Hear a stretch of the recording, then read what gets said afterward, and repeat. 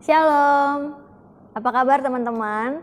Sungguh bersyukur kita hari ini masih punya kesempatan untuk beribadah kepada Tuhan meskipun masih dari rumah kita masing-masing ya. Dan saat ini waktunya kita akan mendengarkan firman Tuhan. Mari terlebih dahulu kita berdoa. Bapa yang baik, kami sungguh bersyukur untuk hari ini kami masih bisa mengikuti ibadah remaja meskipun secara online. Jika sebentar kami akan merenungkan firman-Mu, kiranya Tuhan siapkan hati dan pikiran kami untuk diberkati oleh kebenaran firman-Mu. Berkatilah hamba-Mu juga yang akan menyampaikan, biarlah apa yang dipersiapkan sungguh bisa menjadi berkat untuk setiap teman-teman yang mendengarkan. Terpujilah nama-Mu ya Tuhan, berfirmanlah kepada setiap kami siap mendengar sabda-Mu. Dalam nama Tuhan Yesus kami berdoa, kami bersyukur. Amin. Teman-teman yang dikasihi Tuhan, pagi hari ini kita akan bersama merenungkan firman Tuhan dengan tema Here I Am. Mari kita membuka Alkitab dari Keluaran pasal 3. Saya akan baca ayat 1 sampai ayat yang ke-10. Keluaran 3 ayat 1 sampai 10. Adapun Musa, ia biasa mengembalakan kambing domba Yitro, mertuanya imam di Midian. Sekali ketika ia menggiring kambing domba itu ke seberang padang gurun, sampailah ia ke gunung Allah, yakni gunung Horeb. Lalu malaikat Tuhan menampakkan diri kepadanya di dalam nyala api yang keluar dari semak duri. Lalu ia melihat dan tampaklah semak duri itu menyala, tetapi tidak dimakan api. Musa berkata, "Baiklah, aku menyimpang ke sana untuk memeriksa penglihatan yang hebat itu. Mengapakah tidak terbakar semak duri itu?" Ketika dilihat Tuhan bahwa Musa menyimpang untuk memeriksanya, berserulah Allah dari tengah-tengah semak duri itu kepadanya, "Musa, Musa," dan ia menjawab, "Ya Allah." Lalu ia berfirman, "Janganlah datang dekat-dekat, tanggalkanlah kasutmu dari kakimu, sebab tempat di mana engkau berdiri itu adalah tanah yang kudus." Lagi ia berfirman, "Akulah Allah ayahmu, Allah Abraham, Allah Ishak dan Allah Yakub." Lalu Musa menutupi mukanya sebab ia takut memandang Allah. Dan Tuhan berfirman, "Aku telah memperhatikan dengan sungguh kesengsaraan umatku di tanah Mesir, dan aku telah mendengar seruan mereka yang disebabkan oleh pengerah-pengerah mereka. Ya, aku mengetahui penderitaan mereka. Sebab itu aku telah turun untuk melepaskan mereka dari tangan orang Mesir dan menuntun mereka keluar dari negeri itu ke suatu negeri yang baik dan luas, suatu negeri yang berlimpah-limpah susu dan madunya, ke tempat orang Kanaan, orang Het, orang Amori, orang Feris, orang Hewi, dan orang Yebus. Sekarang seruan orang Israel telah sampai kepadaku juga, telah kulihat betapa kerasnya orang Mesir menindas mereka. Jadi sekarang pergilah, aku mengutus engkau kepada Firaun untuk membawa umatku orang Israel keluar dari Mesir." Sedemikian jauh pembacaan firman Tuhan bagi kita hari ini. Teman-teman yang terkasih, taat itu adalah sebuah kata yang penting ya bagi setiap kita. Waktu kita mendengar kata taat, ya kita pasti akan membayangkan ada sebuah perintah, atau ada titah, atau ada ketetapan yang harus kita lakukan. Menjadi taat bukanlah hal yang mudah teman-teman. Perlu kerendahan hati dalam kita melakukan ketaatan itu. Kalau kita mempelajari tokoh-tokoh di dalam Alkitab, banyak sekali orang-orang yang taat. Tetapi mereka juga nggak selalu bisa taat begitu ya. Salah satunya yang akan kita pelajari hari ini adalah Musa. Siapa sih yang nggak kenal sama Musa? Pasti kita semua kenal ya dan pernah mendengar nama Musa ini. Musa ini tokoh yang sangat terkenal, tokoh besar di dalam Alkitab. Namanya dicatat baik itu di PL maupun di PB, Perjanjian Lama dan juga Perjanjian Baru ada nama Musa. Dan Musa ini adalah tokoh besar yang taat teman-teman. Dia dipakai Tuhan dengan sangat luar biasa karena dia mau taat menanggapi titah Allah. Kalau kita perhatikan ya teman-teman, bahkan sejak lahir di dunia, Musa mengalami hal yang spektakuler dalam hidupnya. Bagaimana tidak? Musa adalah satu-satunya bayi laki-laki Ibrani pada saat itu yang selamat dari maklumat Firaun yang saat itu memerintahkan agar semua bayi laki-laki Ibrani dibunuh. Musa satu-satunya yang selamat. Ketika bayi-bayi Ibrani lain harus mengakhiri hidupnya, Musa justru punya kesempatan untuk hidup, dan bukan hidup yang sembarangan hidup teman-teman. Hidupnya sebagai anak dari putri Firaun, tinggal di istana Firaun. Sangat menyenangkan pasti. Ada kemewahan, ada kemegahan yang dia alami dan dia bisa nikmati. Sebagai anak angkat dari putri Firaun, Musa mendapat pendidikan yang bagus, teman-teman. Karena anak-anak yang tinggal di dalam istana itu kerajaan biasanya punya kesempatan untuk belajar membaca, untuk belajar menulis, menyalin naskah kuno, belajar kaidah menulis surat, dan tata administrasi. Kemudian punya kesempatan untuk dilatih memanah, karena zaman dulu kan ya masih perlu memanah begitu ya. Ada keterampilan jasmani lainnya, dan biasanya juga mendapat bermacam-macam pekerjaan. Dapat kesempatan untuk bekerja di angkatan bersenjata, mengawasi proyek-proyek besar, melaksanakan jabatan imam di kuil-kuil, di provinsi-provinsi utama, kemudian mengurus tanah milik istana atau mengurus tanah milik kuil. Jadi Musa punya kesempatan yang sungguh istimewa sejak dia kecil, teman-teman. Musa tidak hanya diperlengkapi secara teknis, tetapi dalam pendidikan di Mesir juga dia punya kesempatan yang sangat bagus begitu ya, teman-teman. Tapi dalam hal yang jauh lebih asasi, teman-teman, dia juga dibina jadi pemimpin yang ulung. Bahkan Musa dipilih Tuhan untuk memimpin bangsa Israel keluar dari perbudakan di Mesir. Suatu pekerjaan yang besar, suatu pekerjaan yang sangat hebat, teman-teman. Memimpin bangsa yang besar. Ribuan umat ada di bawah pimpinan si Musa ini. Teman-teman, ketika hendak membawa bangsa Israel keluar itu dari Mesir, Allah menyatakan kuasanya melalui Musa. Jadi Musa ini benar-benar dipakai sama Tuhan ya, teman-teman. Waktu itu tongkat kayu bisa berubah jadi ular. Kemudian ada 10 tulah yang dinyatakan dengan sangat jelas yang belum pernah terjadi sebelumnya. Kemudian Laut Merah bisa terbelah menjadi 2 dan orang Israel bersama Musa bisa menyeberangi Laut Merah itu di atas tanah yang kering. Dan masih begitu banyak mujizat-mujizat lain yang Allah nyatakan lewat Musa, hambanya yang taat ini. Meskipun demikian, tapi sayangnya ya teman-teman, bangsa Israel ini masih berulang kali berubah gak setia sama Tuhan. Bangsa Israel gak sungguh-sungguh percaya sama kuasa Tuhan yang udah nyelamatin mereka. Mereka masih aja melanggar perjanjian-perjanjian sama Tuhan dan bahkan menolak Allah jadi pemimpin mereka dengan cara memberontak waktu itu melawan Musa. Di dalam Bilangan 14 kalau misalnya teman-teman mau baca. Bahkan keluarga Musa sendiri, teman-teman, gak luput dari kesalahan.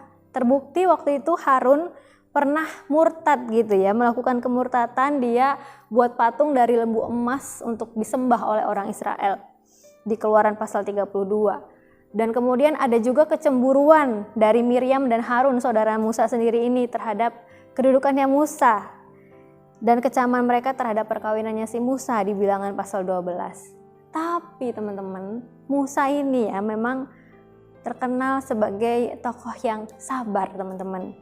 Dia punya kelembutan hati yang sangat luhur, dicatat di dalam Bilangan 12 ayat 3. Dalam menghadapi semuanya itu, persoalan-persoalan yang gak mudah itu ya teman-teman. Musa memang adalah orang yang sangat lembut hatinya. Bahkan dikatakan di Alkitab lebih dari setiap manusia di atas bumi. Artinya gak ada manusia lain di bumi ini yang hatinya selembut Musa.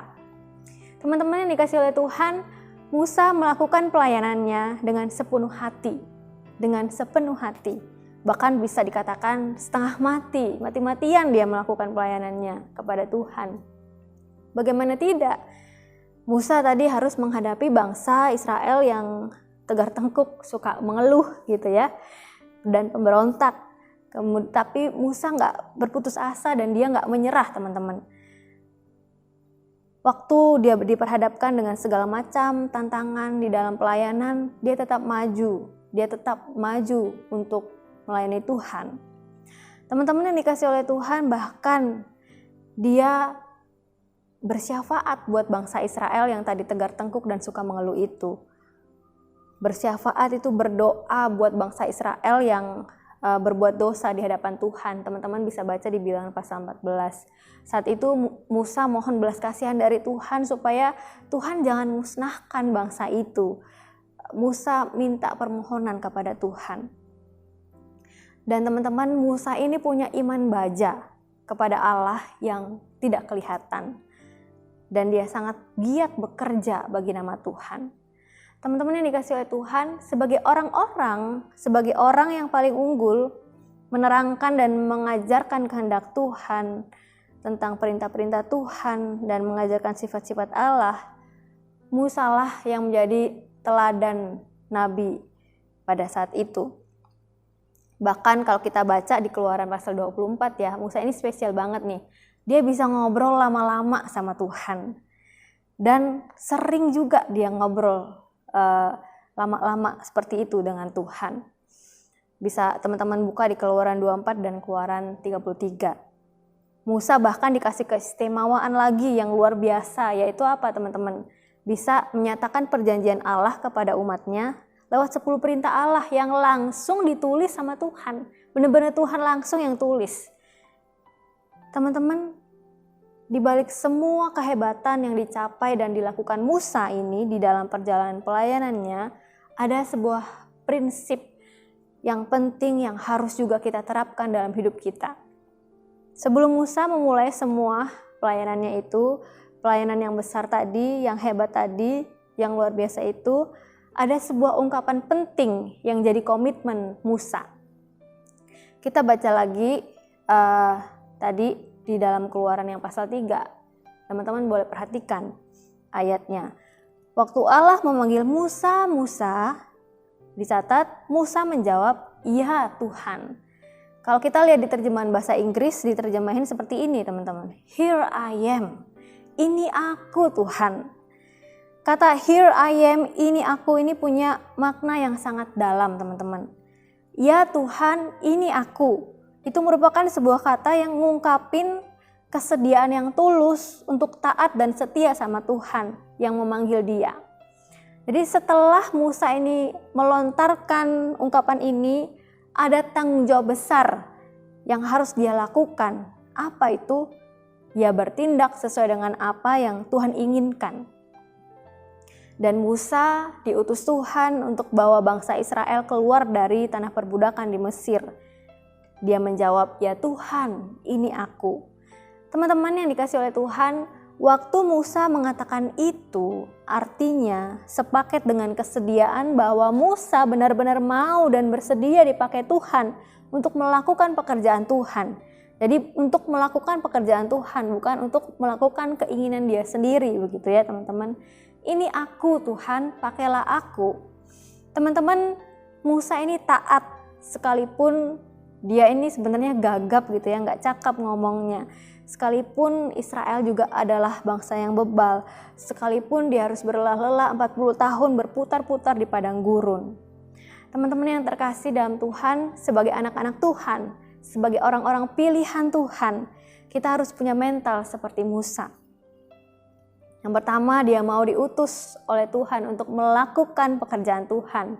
Artinya dia mau memberi diri untuk melayani Tuhan. Yang kedua, Musa ini taat akan panggilan Tuhan dalam hidupnya. Jadi setelah dia bilang aku mau, dia beneran taat dilakukan gitu ya. Jadi bukan hanya di mulut ngomong mau tapi tidak taat dalam melakukannya. Dan yang ketiga, Musa ini tidak menyerah meskipun menghadapi tantangan yang berat sekalipun. Artinya teman-teman, kita pun juga harus seperti itu, harus terus maju dan gak ada kata mundur ketika kita sudah berkata iya pada panggilan Tuhan. Teman-teman yang terkasih, sebagai remaja Kristen hari ini, kita harusnya bukan hanya jadi penonton aja, tetapi harus jadi pekerja-pekerja Tuhan. Tuaian banyak kata firman Tuhan, tetapi pekerja sedikit. Kita pun sama dengan Musa, kita adalah orang-orang yang dipanggil untuk melayani Tuhan. Melayani adalah titah Tuhan teman-teman kepada setiap kita umatnya. Waktu saya lulus SMA teman-teman, saya ingin sekali melanjutkan kuliah ke jurusan sekuler begitu ya. Gak pernah ada cita-cita untuk jadi hamba Tuhan waktu itu. Dan saya berusaha sedemikian rupa untuk mempersiapkan diri dengan baik. Tapi singkat cerita waktu itu setelah lulus SMA, sempat ngikutin sebuah training sekolah kitab dulu untuk memperkuat rohani. Rencana awalnya setelah lulus dari sana ya akan lanjutin kuliah sekuler begitu ya. Waktu itu juga sudah diterima di jurusan manajemen akuntansi di sebuah universitas di Jakarta. Tapi teman-teman, justru Di tempat training sekolah Alkitab itu, saya tahu tentang panggilan Tuhan dalam hidup saya. Dan setelah bergumul beberapa waktu, akhirnya saya berkata kepada Tuhan, "Here I am, Lord. Ini aku, Tuhan. Saya mau menanggapi titah-Mu yang khusus kepadaku." Setelah itu teman-teman, saya mengambil keputusan untuk sekolah di SCT Amanat Agung dan diperlengkapi di sana. Dan hari ini melayani full time di GKI Palembang, menjadi hamba Tuhan.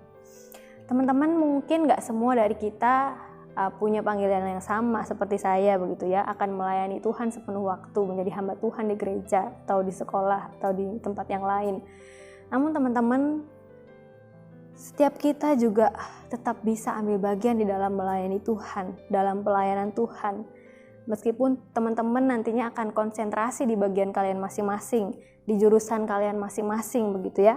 Misalnya apa yang bisa dilakukan meskipun tidak melayani full time sebagai hamba Tuhan, ya teman-teman bisa kalau sekarang ya terlibat aktif dalam kepengurusan di Korem misalnya, atau ikut pelayanan di sekolah kalian masing-masing, atau melayani musik di gereja, atau melayani sebagai soundman, sebagai tim multimedia, editor, sebagai usher.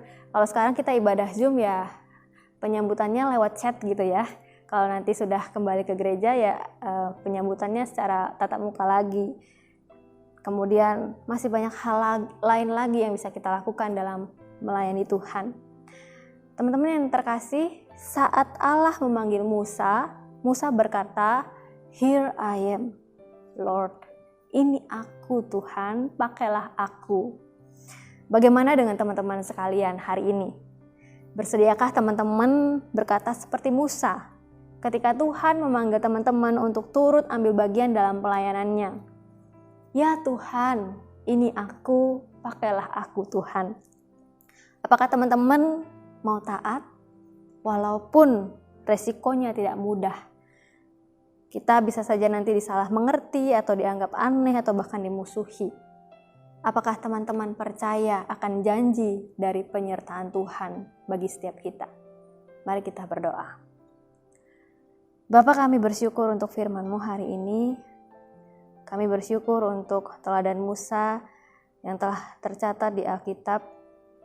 Dan biarlah itu menjadi ingatan kami untuk kami juga menjadi orang-orang yang berkata ya kepada panggilan Tuhan dalam hidup kami masing-masing. Tuhan, pimpinlah setiap kami anak-anak remaja-Mu ini untuk bisa taat pada panggilan Tuhan. Tolong kami ya Tuhan, bantu kami untuk bisa peka pada panggilan-Mu.